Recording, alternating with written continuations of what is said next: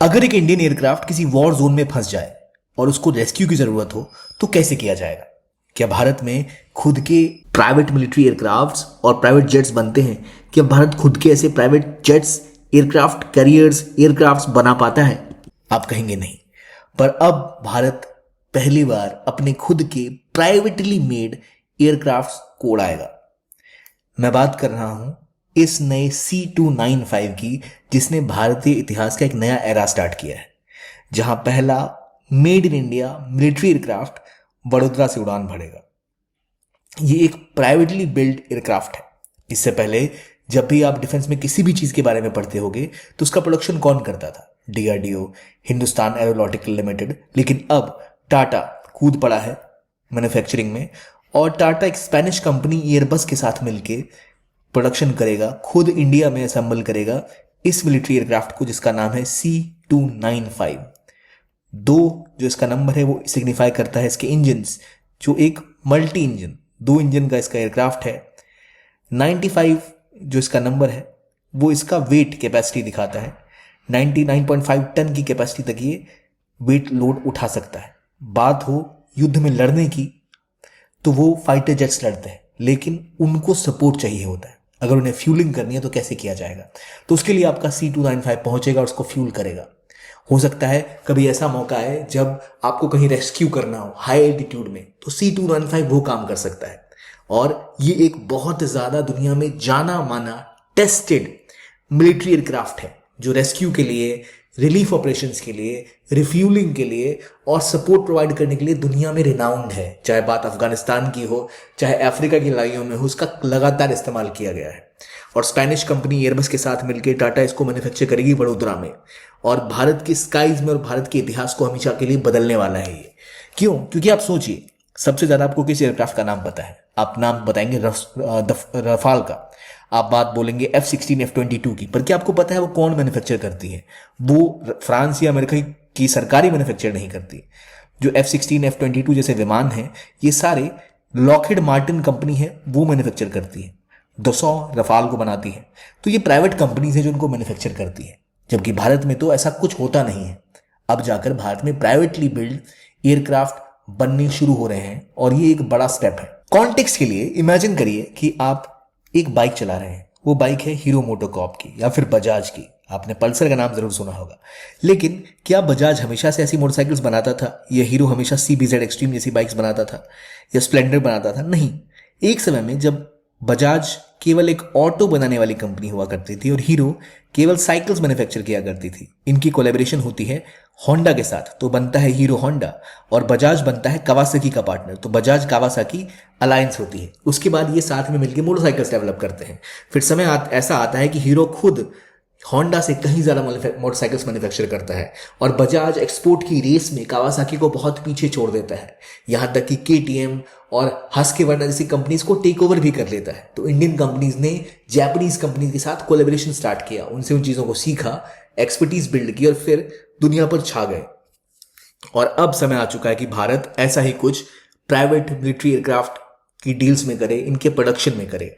टाटा का ये बड़ा स्टेप एयरबस के साथ दिखाता है कि भारत कैसे इन चीज को एक अलग लेवल पे लेके जाएगा। आत्मनिर्भरता की ओर भारत का एक बहुत महत्वपूर्ण कदम है।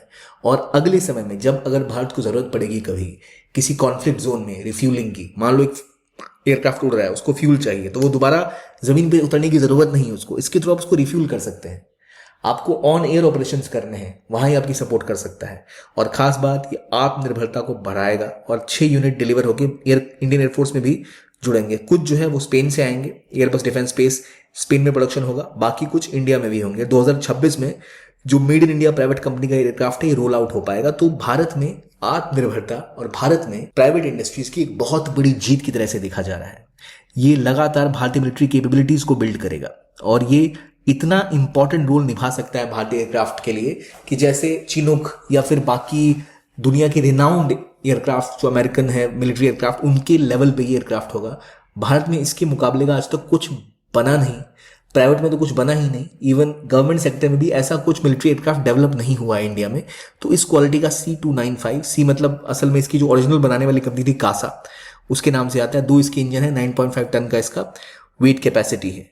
तो ये है C295, और एयरबस के साथ ये जॉइंट प्रोडक्शन होगा टाटा का, ये वडोदरा में बनने वाली है और कहा यह जा रहा है कि 3,000 की फौज यानी 3,000 लोग पूरे भारत भर से हायर किए जाएंगे जो इसके ऊपर काम करेंगे। इसके अलावा कई ऐसे सेक्टर्स इसमें इन्वॉल्व होंगे, कई ऐसे लोग इनमें इन्वॉल्व होंगे जिनके स्किल सेट को बढ़ोतरी मिलेगी, जिससे पूरे देश में एक इकोसिस्टम डेवलप होगा। टाटा एडवांस सिस्टम लिमिटेड और एयरबस की फाइनल असेंबली लाइन, ये दोनों मिलकर इसके ऊपर काम करने वाले हैं। TASL, Tata advance system limited और फाइनल असेंबली लाइन FAL जो एयरबस की है, दोनों मिलकर इसके ऊपर काम करेंगे और इसको डेवलप करेंगे एक लेवल पे जिससे ये ग्लोबल बेंचमार्क सेट कर सके। ऑलरेडी जो ये एयरक्राफ्ट है ये इंडिया के एरोस्पेस प्रोग्राम को भी लेके जाएगा अगले सेक्टर में, क्योंकि 56 C295 एयरक्राफ्ट एयरफोर्स को चाहिए, उनमें से कुछ इंडिया में मैन्युफैक्चर होने वाले हैं, जो बड़ी न्यूज़ है। अब हो सकता है इसके बाद इसका एक ऐसा प्रभाव हो कि भारत में जैसे वडोदरा में ये बनने स्टार्ट होंगे तो बाकी एयरक्राफ्ट कंपनीज को पता होगा कि भारत में भी ये बन सकता है और चीप रेट्स पे बन सकता है।